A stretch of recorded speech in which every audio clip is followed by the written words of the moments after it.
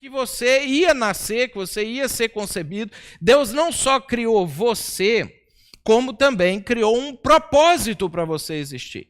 Então, ao longo da vida da gente, a gente vai encontrando e desencontrando com esse propósito, e às vezes a gente demora a encontrar isso, demora a entender isso, mas uma vez que a gente entende e que a gente começa a alinhar a vida da gente com isso, problemas emocionais podem causar desvios em nós. Situações de estresse profundo, de depressão, de ansiedade, crises das mais diversas que a gente tem, podem nos fazer afastar daquilo que é o propósito de Deus para a vida da gente e também podem nos fazer atrasar em relação a coisas que a gente precisava fazer para cumprir aquilo que é a vontade de Deus para a vida da gente. E aí, a gente entra num ciclo vicioso, porque quando você vive uma vida sem propósito, mais cedo ou mais tarde, quando você se dá conta disso, quando você descobre isso, você sente dentro de você uma insatisfação com a vida, com a existência, com as próprias coisas que você está fazendo, que te levam mais para baixo ainda. E às vezes tem levado pessoas até a tirar a sua própria vida. A gente tem visto também o aumento de suicídio na nossa cultura, algo que não era tão comum para nós, até pela maneira como a gente levava, e a gente tem visto até o aumento de suicídio dentre pessoas declaradamente cristãs, que acreditam em Deus e estavam vivendo dentro da igreja, e que é um negócio estranho, porque nós, evangélicos, ou nós cristãos, que o católico pensa isso também, entendemos que o suicídio pode levar você a perder sua vida eterna. Então, quando uma pessoa toma uma decisão dessa, a gente vê o grau de desespero que ela se encontra, porque não é como alguém que acha que vai terminar com a vida e tudo vai acabar, porque a gente sabe que quando a vida acaba, não acaba tudo. Quando a vida na Terra acaba, a eternidade começa. Você vai continuar existindo para todo sempre. E aí, eu estava lendo esses dias aqui para trás, acho que semana passada ou semana retrasada, a respeito da síndrome de burnout, que é uma dessas síndromes novas, é uma dessas doenças novas, que há 2 ou 3 semanas atrás ela foi reconhecida pela Organização Mundial da Saúde como uma doença, dentro dos seus rolos de doença. Então, a OMS é o órgão mundial responsável por catalogar todas as doenças. E aí, quando o burnout entrou como doença, e aí isso é interessante, ele já entrou com 30% de pessoas economicamente ativas, pessoas que estão empregadas, trabalhando, já com essa doença. Ou seja, há 1 mês atrás, isso não era considerado doença pela OMS. Quando ela declarou que isso é uma doença, 30% da população, isso aqui é brasileira, eu não vi os números nos outros países, como que mas 30% da população brasileira já entrou doente, ficou doente há 3 semanas atrás, do nada, assim, porque a OMS declarou que isso agora é uma nova doença. O burnout ele é uma síndrome causada pelo esgotamento emocional completo que decorre do esgotamento de alguns hormônios que a gente tem dentro do corpo, pelo excesso de trabalho e por trabalhar errado.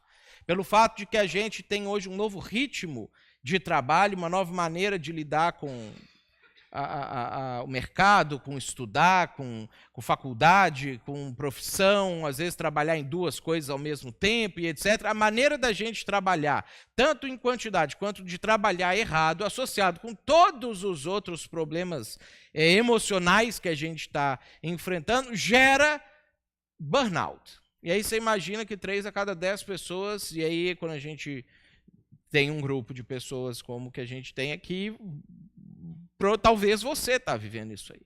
Né? E esse é um exemplo das várias formas de crises emocionais, de problemas emocionais que a gente tem enfrentado e que tem surgido por aí. E aí, depois que a gente vai vendo isso aí, a gente continua ouvindo notícias, porque isso aqui já nos leva a pensar a respeito desses problemas nossos da ansiedade e que decorrem da ansiedade. Aí a gente começa a ouvir as notícias, o INSS que vai quebrar, né? E aí a alternativa de não deixar o INSS quebrar é não aposentar as pessoas. Aí você já começa a ficar pensando como é que vai ser a sua vida quando você precisar de aposentadoria ou quando você envelhecer. E quem já aposentou, está aposentado, será que eu vou continuar recebendo? Porque às vezes a gente pensa assim, não, eu aposentei, eu estou livre. Aí você vai ver como que acontece em outros países em que a Previdência já quebrou,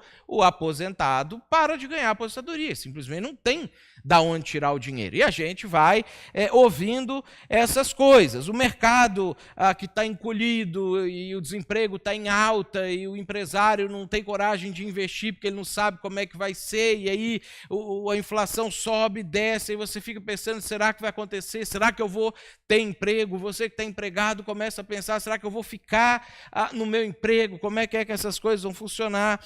Empresas que antes eram sólidas, com risco de falência, a gente tem empresas grandes no nosso entorno aqui no Rio Grande do Sul, pedindo recuperação judicial, que é a fase anterior da falência, já próxima da falência. E aí a gente vai escutando essas coisas e isso soma com as coisas dos problemas do nosso dia a dia, as coisas que você escuta do seu familiar que está com um problema, que ficou com uma doença, que descobriu agora que vai ter que se tratar de uma enfermidade grave. E aí você descobre que alguém próximo de você está enfrentando uma crise no casamento. Aí você descobre que o seu filho está também com algum problema. E aí você tem os seus problemas. E aí corre o risco de, quando você olha para fora, você só vê desgraça acontecendo no seu entorno. E aí você vai se alimentando dessas informações, e de repente você se encontra numa atmosfera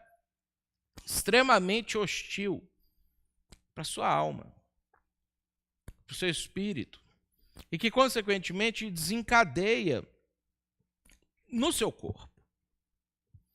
Já parou para pensar o quanto que essa atmosfera afeta você? O quanto que essas informações, essas notícias, esses acontecimentos, e às vezes coisas que nem são diretamente com você hoje, mas que você começa a ficar pensando, será que um dia vai ser comigo? Será que um dia isso vai ser um problema para mim? E o quanto que isso afeta você? O quanto que isso atinge você? Você já sentiu um medo ou uma ansiedade? Ou talvez não precisa nem ser um medo, ansiedade, assim, nesse alto grau, mas um incômodo interno, que você nem sabe direito de onde que veio isso. Que você parou para pensar e falou assim, mas por que eu estou sentindo isso? Que eu não sei o que aconteceu que está causando isso em mim. Você acorda de manhã e aí começa a ficar inquieta, ansiosa, e de repente você para para pensar qual que é a razão disso. Não sei qual que é a razão disso. Já sentiu isso? Já passou por alguma coisa parecida com isso? Eu lembro, quando eu mudei para São Leopoldo, há quase 10 anos atrás, eu morava em Belo Horizonte, Minas Gerais. E no primeiro lugar que eu morei aqui, nos primeiros meses que eu morei aqui, eu não podia guardar o carro na garagem. A garagem, ela ficava ocupada lá com algumas coisas, depois a pessoa estava fazendo, na casa que a gente morou no iniciozinho, fazendo umas reformas, e aí eu não podia guardar o carro na garagem. O carro, ele ficou uns 2 meses dormindo na rua da casa aonde eu estava morando, até encontrar um apartamento para alugar.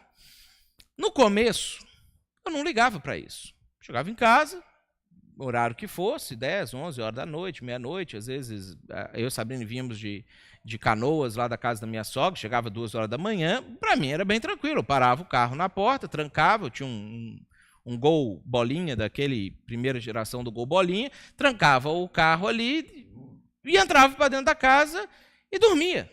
Dormia feliz a noite inteira, bem tranquilo. Aí as pessoas começaram a falar comigo dos riscos de estar deixando o carro na frente da casa, na rua, porque é muito violento, porque estão roubando o carro assim a rodo, porque você pode acordar e vai ficar em pezinho assim com os tijolinhos e vão ter levado as rodas embora, e não sei o quê. E aí eu comecei a ouvir aquilo ali e de repente, eu comecei a ficar com medo.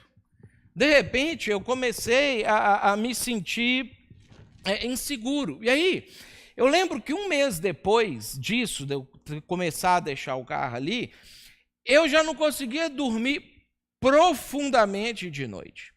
Eu deitava para dormir, escutava um barulho, qualquer que seja o barulho, dava uma levantada, abria a cortininha assim e olhava se o carro estava lá fora, ninguém estava mexendo. Beleza, não estava, deitava de novo ali, e aí repetia isso, e assim, porque eu comecei a receber informações, eu comecei a sentir medo.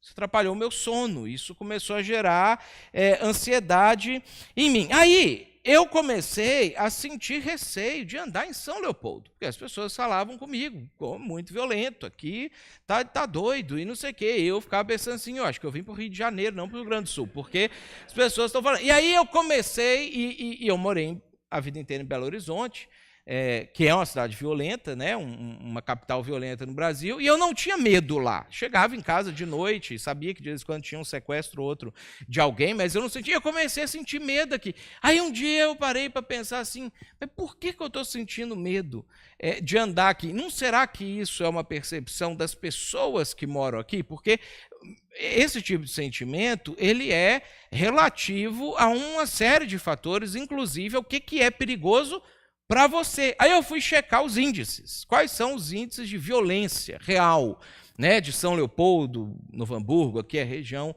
que a gente fica. Descobri que era 40% menos que Belo Horizonte. E aí eu fiquei pensando, por que eu estou com medo de andar aqui, se estatisticamente eu tenho menos chance de ter um problema de violência aqui do que eu tinha lá, onde eu sei que tem violência, mas eu não sentia medo. Ou seja, a atmosfera que estava no meu entorno, que falava sobre violência, sobre percepção de violência, sobre criminalidade, roubo de veículos, assalto à mão armada, invasão de domicílio, etc. O ambiente que eu estava, ele era um ambiente mais tenso do que o ambiente que eu vivia antes, apesar de que antes eu vivia num ambiente, na realidade, mais agressivo e mais violento do que aqui. Só que eu comecei a ter medo aqui, a ter ansiedade aqui, porque o ambiente me influenciou. Isso acontece com a gente todos os dias. Todos os dias nós estamos sendo influenciados por coisas, por ideias, por pensamentos, por frases, por notícias, por informações, que mesmo que nunca vão atingir a gente, causam algum tipo de sentimento negativo na gente. Afinal, você sente aquilo sobre o que você pensa. Você não tem como sentir uma coisa que não vem, nem que não seja a nível subconsciente para a sua mente.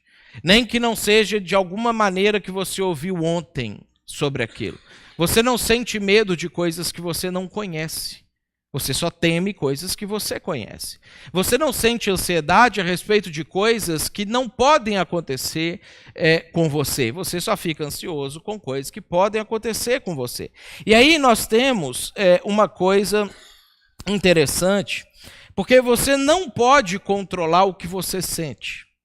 E essa é uma das coisas que mais deixa a gente ansioso quando a gente está com algum tipo de problema emocional e a pessoa chega para a gente e fala assim, tenha calma, né? Não tenha medo, e dá raiva, porque você não consegue, porque a pessoa falou para você não ter medo, parar de ter medo. Não é uma chave que você vira na sua cabeça e você para simplesmente de sentir medo. Você não controla aquilo que você sente, mas você pode direcionar aquilo que você pensa, ou você pode direcionar quem vai influenciar você.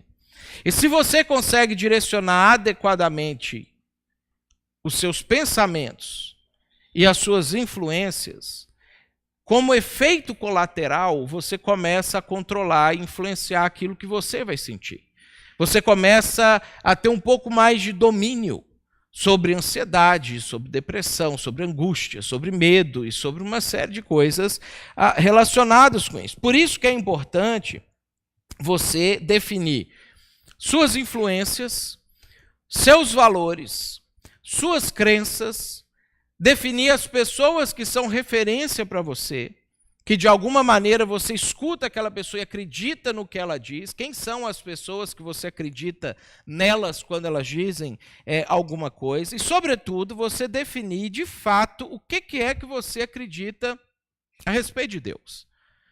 Como é que é a sua relação com Ele? Como é que é a sua maneira de encarar, de entender a forma como Ele lida com você dentro das coisas que te causam medo ou te causam ansiedade? Pensando nisso, tem uma canção que o rei Davi escreveu há 3.000 anos atrás, inspirado por Deus, que pode nos ajudar muito a entender essa situação. Tanto pelo seu conteúdo, é um salmo riquíssimo de conteúdo, quanto pela estrutura com a qual ele foi escrito. Nós não vamos hoje, apesar de ser fantástico, analisar o conteúdo em si do Salmo 23. É um salmo conhecido, é o salmo mais conhecido do mundo e é um dos trechos mais conhecidos do mundo.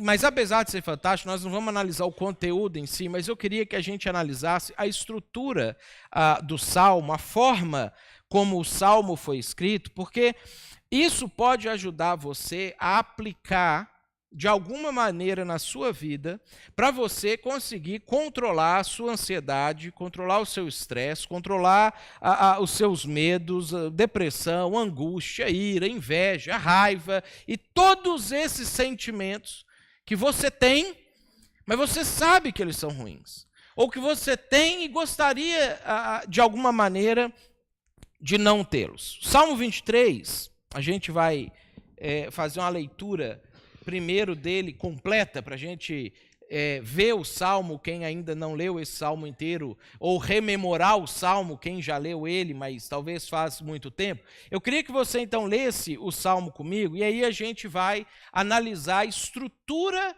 da escrita do Salmo, para quem sabe a gente poder escrever o nosso Salmo. E é isso que eu queria que você saísse daqui essa noite podendo fazer. Você escrever o salmo da sua vida. Olha só o que Davi escreveu no salmo de número 23. Ele começa falando, o Senhor, e aqui ele usa o nome próprio de Deus, que é Jeová, Javé, aquelas 4 letras em hebraico lá, IHVH, que os judeus sumiram com as vogais dela, e aí a gente tem que usar Senhor com as letras maiúsculas quando o nome próprio de Deus estava ali. Então, o salmo, ele é um salmo de intimidade, ele não está chamando Deus pelo título, Davi está chamando Deus pelo nome, porque conhece Deus. Aí ele começa falando no Salmo, o Senhor é o meu pastor, nada me faltará. Ele me faz repousar em pastos verdejantes, leva-me para junto das águas de descanso e refrigera minha alma. Guia-me pelas veredas da justiça por amor do seu nome. Ainda que eu ande pelo vale da sombra da morte, eu não temerei mal nenhum, porque tu estás comigo. A tua vara e o teu cajado me consolam. Preparas-me uma mesa na presença dos meus adversários, unges-me a cabeça com óleo e o meu cálice transborda. Bondade e misericórdia certamente me seguirão todos os dias da minha vida e habitarei na casa do Senhor para todo sempre. 6 versículos compõem esse salmo, que é provavelmente, como trecho inteiro da Bíblia, a passagem mais conhecida do mundo inteiro. E não é à toa que esse salmo ele ficou tão conhecido, foi tão bem propagado, porque ele, de fato, tem riquezas maravilhosas para a alma da gente, para o espírito da gente. É um texto que todas as pessoas que leram, entenderam e aplicaram isso nas suas vidas, conseguiram ter cuidado do Senhor. E uma coisa muito importante a todas as pessoas de todas as gerações é que esse salmo fala para nós que Deus cuida de você no presente e Deus estará com você no futuro. Essa é a mensagem central do Salmo 23. Isso é a principal coisa que ele traz para nós. Agora, a forma como Davi escreveu o Salmo pode ajudar muito a gente a definir e alinhar diversas coisas na vida da gente. Entender a estrutura do Salmo 23 serve para nós de estrutura para a gente escrever o nosso próprio Salmo. Você notou no Salmo que Davi escreve ele a partir de coisas do cotidiano dele. Davi escreve o Salmo 23 a partir da profissão dele. Ele era pastor de ovelhas. Eram essas coisas que geravam nele medo e ansiedade. No campo, e ele relata isso quando ele está conversando com o rei Saul num episódio da vida dele, ele tinha que enfrentar leões e ursos que atacavam o rebanho. E, obviamente, que um bicho desse podia resolver atacar ele também. Quando um leão atacava, ele não temia não só pela vida dele, como pelo sustento dele também. Era dali que ele tirava o sustento dele. Era o salário dele que estava ameaçado. Era o risco dele não poder levar ovelha suficiente para casa e alimentar a família dele. A ansiedade que ele sentia no dia a dia dele estava diretamente ligado com a vida prática dele. Assim como a minha vida e a sua vida. As coisas sobre as quais você sente ansiedade normalmente estão relacionadas com o seu trabalho, com a sua família, com a sua saúde. Basicamente, essas três coisas geram ansiedade em nós, de alguma maneira, quando elas desalinham ou ameaçam, de alguma maneira, se desalinhar. E quando a gente olha a história de Davi, a gente vê que ele passou por diversas situações e circunstâncias que geravam nele ira, angústia, ansiedade. Davi foi um cara que foi perseguido pelo rei do povo dele, teve que morar em caverna, teve que fugir de um lugar para o outro, a vida dele ameaçada o tempo inteiro. Quando ele virou rei, além dos inimigos externos, ele tinha problemas graves dentro da casa dele, que geravam nele ansiedade, angústia e problemas. E ele, que é o que mais escreve salmos na Bíblia, conta para a gente muita coisa do que ia dentro da alma dele em momentos que são momentos parecidos com o nosso. Agora, olha só que interessante. Deus leva Davi a fazer 3 movimentos nesse salmo, que são movimentos de cura para ele, que são movimentos de restauração da fé dele, são movimentos de restauração das emoções dele, são movimentos que ajudam Davi a alinhar a vida dele em perspectiva de forma que ele não viesse a se perder por conta dos diversos problemas que ele tinha, aliado ao propósito de vida que ele tinha. E aí, quando Davi escreve o Salmo, e a gente entende que é inspirado por Deus que ele escreve o Salmo, ele pode trazer para nós essa estrutura para a gente começar, então, a pensar sobre isso a partir da nossa vida também. Primeiro movimento que a gente vê no Salmo é que você precisa estabelecer quem guia você em relação ao seu meio. Esse é o primeiro movimento do Salmo. Quem guia você? Quem influencia você? Quais são as pessoas que têm peso quando falam alguma coisa? Quais são as notícias que têm peso quando você as escuta? Quais são os problemas que te afetam quando você, de alguma maneira, os encontra? Você precisa estabelecer isso na sua vida. Ao invés de permitir que isso ocorra no laissez-faire, no natural, naquilo que você vai indo conforme o curso do rio. Primeiro, você fala para fora. Primeiro, você fala para as pessoas que te cercam. Olha só como que isso aparece na estrutura do Salmo 23. Davi ele começa os 3 primeiros versículos falando para outras pessoas. Nota, ele não está falando com Deus, ele não está refletindo isso para si. A estrutura dos 3 primeiros versículos é que Davi está afirmando coisas para as pessoas que o escutariam e, consequentemente, são as pessoas às quais ele escutaria. Ele começa falando assim: O Senhor é o meu pastor e nada me faltará. Ele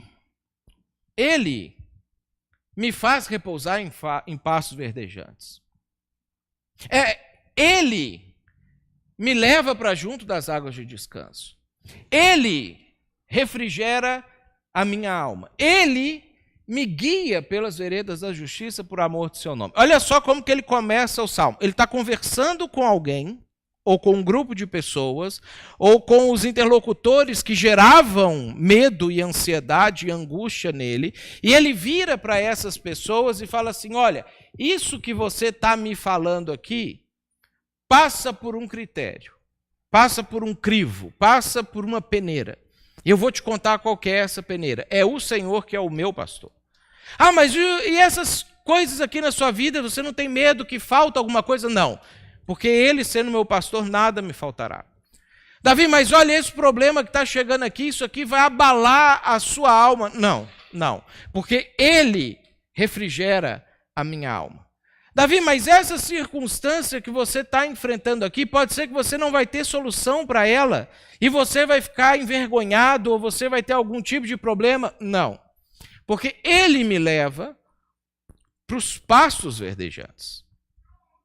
Davi, o primeiro movimento dele é falar para fora e afirmar para fora o que é que ele crê, ao invés de permitir que aquilo que as pessoas falavam para ele determinassem aquilo em que ele viria a crer.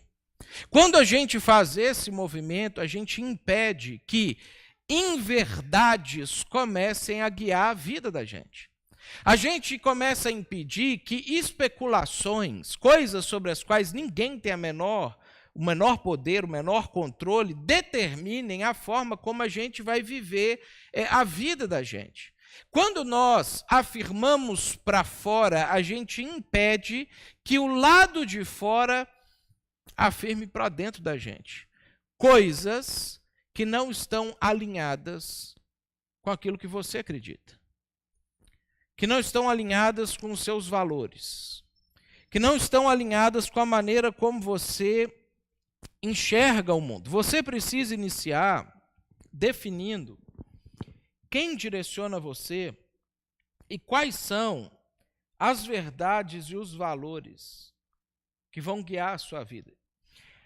A maior parte do medo que a gente sente, da ansiedade que a gente sente, de ira que a gente sente, a maior parte vem de fora. A maior parte acontece porque algo do lado de fora afirmou para mim do lado de dentro e provocou um sentimento ou uma reação em mim. A maior parte das coisas que você repete no dia a dia, que são os medos que você tem, você ouviu isso antes, no noticiário, talvez na roda de conversa, no horário de almoço lá da sua empresa, dos professores da sua faculdade, dos seus vizinhos, de um médico. A maior parte das coisas que te angustiam, elas vêm de afirmações de pessoas que fazem de fora para dentro. E aí você precisa responder essa pergunta: quem guia você? Quem é que influencia os seus sentimentos? E uma forma prática de você responder isso hoje é: o que você responde para as pessoas quando elas fazem esse tipo de afirmação para você? Olha, o INSS vai quebrar e a gente não vai conseguir aposentar. O que você responde para a pessoa quando ela fala isso para você? Você fala: tranquilo, o Senhor é meu pastor e nada me faltará? Ou você entra em pânico junto com ela? Quando a pessoa fala para você: olha, você vai provavelmente passar por um corte aqui na empresa e talvez você vai ser uma das pessoas que vai ser cortada aqui na empresa. O que você responde para ela? Meu Deus, o que eu vou fazer da minha vida agora porque eu tenho contas para pagar? Ou você fala: o Senhor me leva para os pastos verdejantes. É Ele que sustenta a minha vida.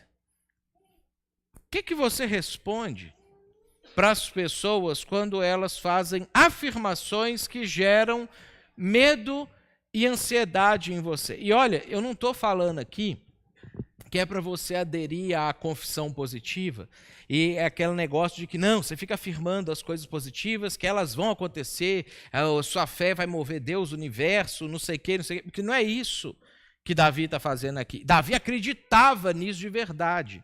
Ele não estava lá dentro morrendo de pavor, mas aí eu vou afirmar que eu confio, porque se eu afirmar para fora, aí vai acontecer, porque acontece aquilo que a gente fala. A Bíblia não diz que é assim que as coisas funcionam. Davi falava isso porque ele acreditava de verdade nisso, dentro dele, na alma dele. As crenças dele eram essas. Quais são as suas crenças? O que você afirma para fora? Você precisa afirmar a verdade de Deus para as pessoas e não ouvir e introjetar as afirmações delas para dentro de você. Esse é o primeiro movimento do salmo. Você fala para fora. O segundo movimento, que a gente encontra aqui no salmo, nos versículos 4 e 5, é que você reconhece para Deus, em gratidão, o que Ele tem feito e disponibilizado para você hoje.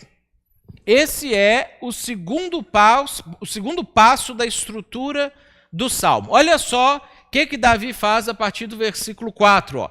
Então, nota, ele estava falando para terceiros, para pessoas, para fora. Ele muda o direcionamento. Ele para de falar para as pessoas e agora ele começa a falar para Deus.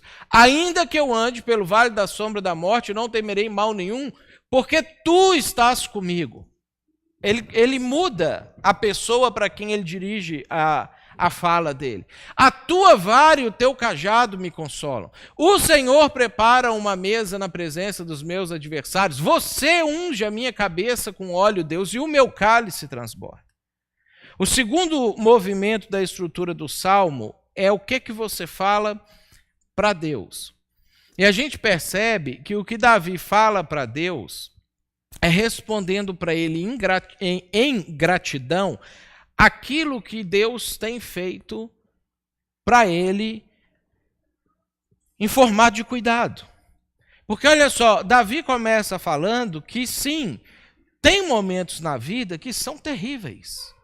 Tem momentos na vida que são amedrontadores. E Davi chega a chamar esses momentos de vale da sombra da morte, que para um pastor de ovelhas no século X a.C. tinha um significado muito de medo e de pavor mesmo, porque o vale da sombra da morte era uma coisa mais ou menos assim. Ele ficava aqui num vale amplo, pastoreando as ovelhas comendo, pastando, bebendo água, não sei o quê. Chegava um momento que as ovelhas comiam tudo que estava do lado de cá. Nesse meio tempo, no vale do lado de lá, tinha crescido grama de novo, pasto, água, tinha renovado as coisas todas. Mas, para ele tirar as ovelhas do lado de cá e levar as ovelhas para o lado de lá, em alguns lugares, dentro da geografia do Oriente Médio, ele tinha que atravessar um vale que ficava entre duas montanhas. Então, ele tinha que pegar as ovelhas daqui, conduzir elas por esse vale, e aí lá de novo elas pastavam. Nesses vales, nas montanhas, acima desses vales de sombra, porque não batia o sol lá dentro, também era chamado de morte, porque lobos e ursos e leões, animais selvagens que existiam lá naquela época no Oriente Médio, ficavam rodeando aquele lugar, porque eles sabiam que quando o pastor ia conduzir as ovelhas por aquele lugar, as ovelhas tinham que fazer fila para poder passar, porque era estreitinho. O pastor ou tocava as ovelhas de trás e as primeiras lá da frente ficavam desprotegidas, então os bichos podiam comer aquelas ovelhas ali da frente, ou o pastor ia conduzindo as ovelhas e as últimas ficavam desprotegidas, porque o pastor estava lá na frente, ele não conseguia voltar correndo e impedir o animal de matar a ovelha de trás. É mais ou menos a nossa cultura, aquilo que a gente chama de boi de piranha. Né? Tem que atravessar um rio no Pantanal que tem piranhas. Então eles pegam um boi mais fraquinho ali, que eles não vão não vai render muita coisa, joga ele num canto do rio, o boi vai felizinho atravessando ali, não está sabendo. Aí as piranhas correm e comem aquele boi, enquanto as piranhas estão comendo aquele boi, o boiadeiro atravessa o resto dos bois para impedir que as piranhas ataquem aquele boi. Então, esse vale da sombra da morte era o equivalente ao rio do Pantanal das Piranhas, na nossa cultura brasileira aqui. Alguma ovelha ia morrer. Alguma ovelha ia ser comida ali. E aí Davi reconhece que na vida dele, ele passa por situações assim, em que o perigo é real, em que não bate o sol, em que a morte espreita, em que, obviamente, o medo chega, a ansiedade vem, a angústia se apodera da alma, a não ser que o pastor esteja na frente do rebanho e você seja a primeira ovelha do rebanho, ou o pastor esteja no fundo do rebanho e você seja a ovelha que está por último no rebanho. Davi fala que, ainda que ele andasse nesse vale, ele não ia ter medo, apesar de toda a circunstância, porque ele era a ovelha que andava com o pastor. Então, ele não ia ser atingido por aquelas coisas, porque o pastor cuidaria dele. E ele reconhece isso em gratidão a Deus. Ele vira para Deus e fala assim: Deus, ainda que o entorno esteja desmoronando, eu tenho coisas para te agradecer. Eu tenho coisas que eu posso falar para o Senhor, que o Senhor está cuidando de mim. E eu gostaria de afirmar essas coisas. Quais são as coisas que hoje você poderia olhar para a sua vida, que você veria Deus cuidando de você? Quais são as coisas que hoje você pode ser grato a Deus por elas? Quais são as coisas que você percebe que nos últimos anos Deus preservou você de um dano maior, de um problema mais grave, de uma circunstância insolúvel? E qual que é a esperança que você tem em relação à sua vida eterna? O segundo movimento do Salmo é que você precisa falar isso para Deus. Você precisa, em gratidão, apresentar para Ele o cuidado dele. Olha só o que Davi fala. Primeiro, Deus tem preservado a vida dele. Então, mesmo que é o vale da sombra da morte, eu ainda estou vivo. E isso é uma coisa pela qual todos nós estamos aqui hoje podemos agradecer por isso. Davi fala que Deus tem consolado e guiado ele através da palavra de Deus, da palavra dele. Ele fala: Deus, obrigado, porque eu tenho a tua palavra para me consolar quando eu me angustio e para guiar a minha vida e me orientar quando eu preciso tomar decisões na minha vida. E a coisa mais importante, Deus tem dado uma razão pela qual vale a pena viver. E Davi descobriu qual era a razão da vida dele, pela qual valia a pena viver. E quando a gente descobre a razão pela qual vale a pena a gente viver, os problemas, o entorno, as dificuldades, elas começam a ter um peso menor para a vida da gente. Porque a gente tem uma razão maior de passar por aquilo tudo. E Davi reconhece em gratidão a Deus: o Senhor tem me dado vida, o Senhor tem me guiado e me consolado, e o Senhor tem me dado uma razão pela qual vale a pena viver. Isso tudo dentro desses versículos do Salmo. Você já orou agradecendo a Deus por alguma dessas coisas hoje? Ou essa semana, você parou um tempo para orar a Deus e ser grato a Ele, e falar: Deus, obrigado por causa disso aqui. Isso é cuidado no presente. Deus cuida de você no presente.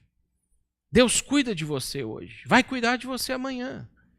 Ele vai te guiar depois de amanhã. Ele vai te orientar mês que vem. E ainda que você passe pelo vale da sombra do INSS, ainda que você enfrente a recessão da crise econômica, Você não precisa temer nada, porque se o Senhor é o seu pastor, você é a ovelha que anda aonde o pastor está. E aonde o pastor está, essas coisas não chegam e não afetam. E você já deve ter experiências na sua vida de quantas coisas que você teve medo, ansiedade, e ficou pensando, e aí o que vai acontecer? E aí você olha para trás hoje e fala, mas eu fiquei com medo daquilo, não aconteceu nada. Né? Hoje está tudo tranquilo, passou. Né? Ou não aconteceu nem metade do que eu achava que ia acontecer. O Senhor cuidou de você. E aí, o Salmo entra na terceira estrutura. Você reafirma para si em que você acredita.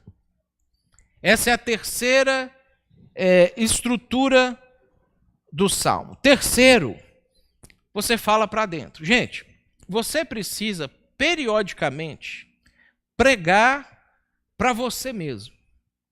Periodicamente você precisa se alertar de determinadas coisas. Periodicamente você precisa se dar uns tapas na cara, se escandalizar com os pensamentos que você teve, parar e pensar, que isso, que eu tive esse pensamento, como que esse pensamento veio na minha cabeça? Periodicamente você precisa xingar você mesmo de coisas que você faz, que você fez, a que você está tomando a decisão de vez em quando você precisa parar e se perguntar, que é isso, rapaz? Né? Que é isso, mulher? Para si.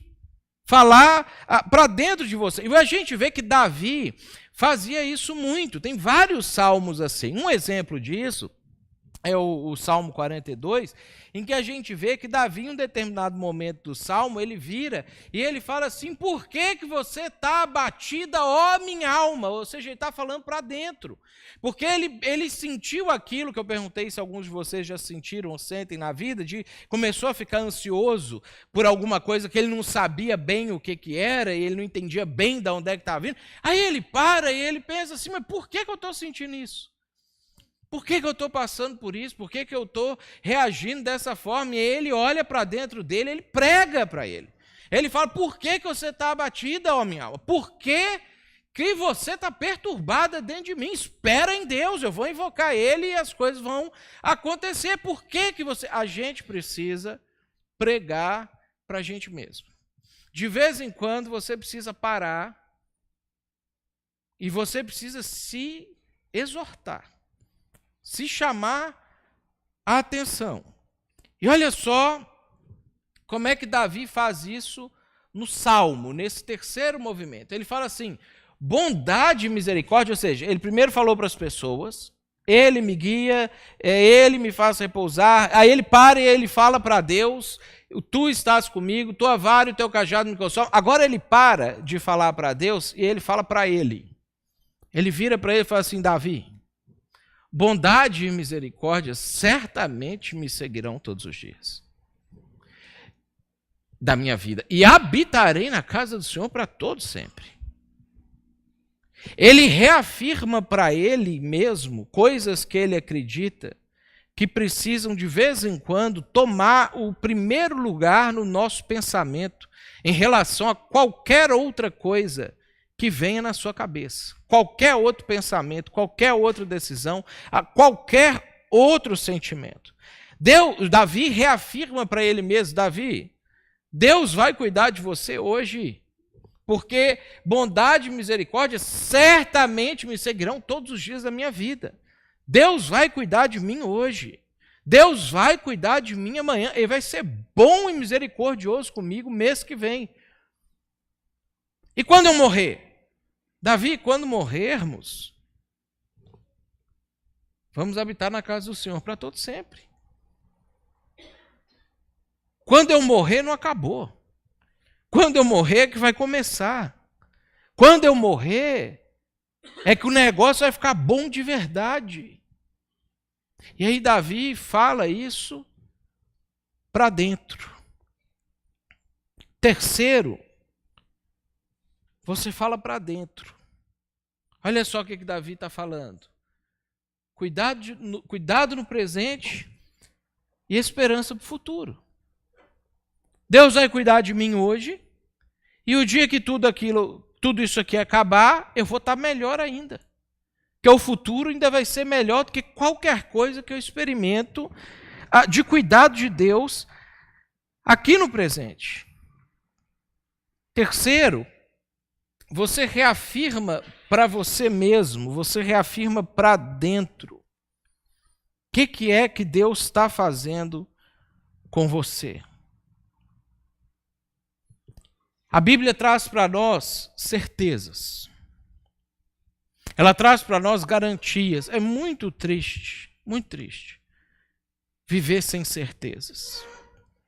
É muito triste você viver a vida inteira insegura, pisando e não sabendo onde é que você está pisando, se aquilo é firme o suficiente, se vai aguentar, se vai dar conta.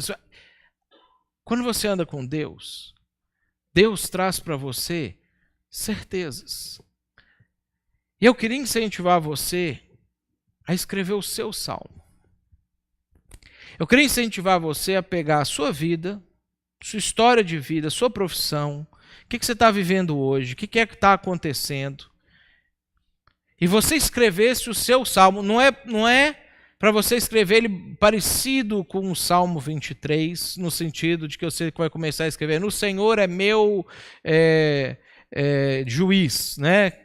E nenhuma causa eu perderei, né? Você não vai escrever desse jeito o salmo. Eu queria que você escrevesse o seu salmo falando em 3 movimentos do seu jeito, com as suas palavras, da sua forma.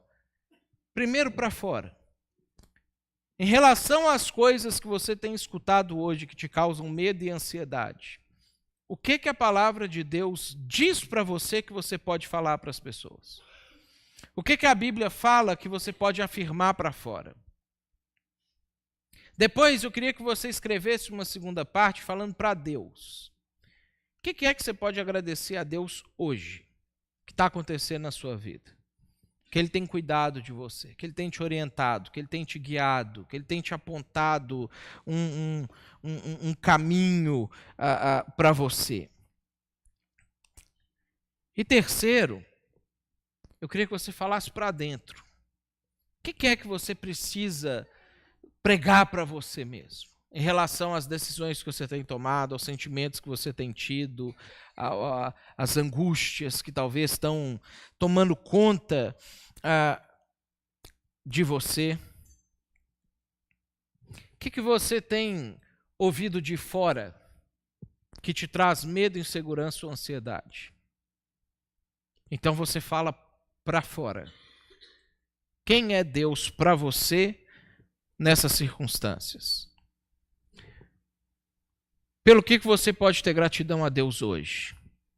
Aí você fala para Deus: Deus, eu sou grato porque o Senhor...